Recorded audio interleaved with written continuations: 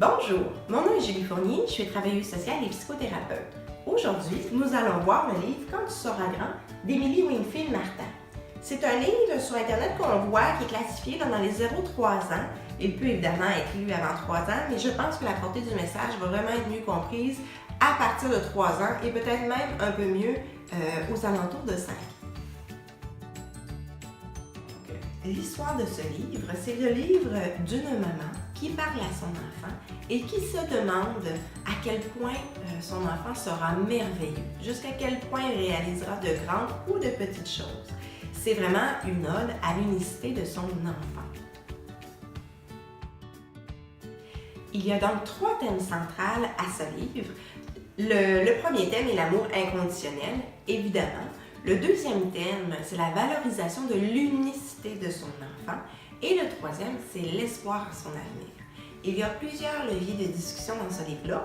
Le premier, c'est surtout, au début, il y a une page où on peut écrire le nom de l'enfant. Donc vraiment, ce livre-là a été conçu pour un parent qui va le donner à son enfant, qui va inscrire le livre au début. Et juste ça en soi, juste le processus de dire « ça c'est ton livre à toi et voici l'histoire que je veux te raconter », c'est un beau levier de discussion en soi. Le deuxième levier de discussion, c'est que dans le livre, à plusieurs moments, elle dit combien « je m'intéresse à toi, tu es mon enfant, dès que tu étais dans mon ventre ou en processus d'arrivée, je pensais déjà à toi, je m'intéressais à toi ». Donc en soi, on voit qu'on va vraiment aller alimenter le lien parent-enfant, alimenter l'histoire qu'on a avec notre enfant, l'histoire commune. Par ailleurs, la maman explique qu'elle souhaite te connaître et que comme enfant, tu peux revêtir plusieurs dualités.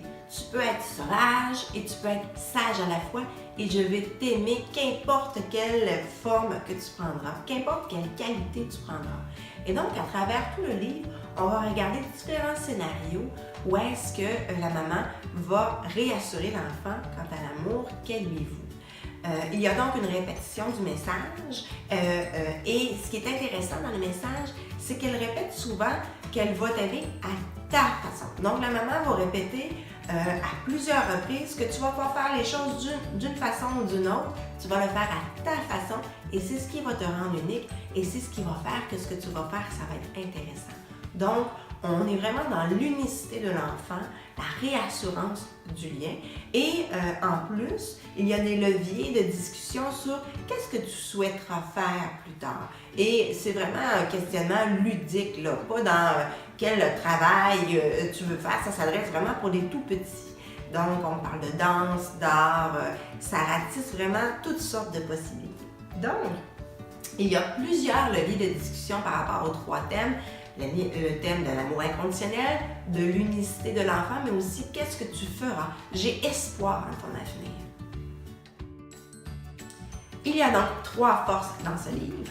Le premier, c'est qu'on permet de le personnaliser à l'enfant. Je verrais très bien une maman qui pourrait acheter un livre pour chacun de ses enfants et leur répéter constamment la même histoire, mais dirigée vers cet enfant-là.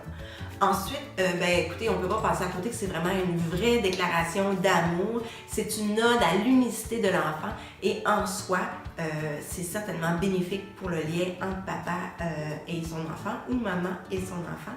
Et finalement, il y a vraiment une exploration ludique de l'avenir de l'enfant, de qu'est-ce que tu deviendras. J'ai hâte de le constater, mais parle-moi de qu'est-ce qui te fait vibrer et qu'est-ce que tu apprécies. Donc, 3 forces non négligeables.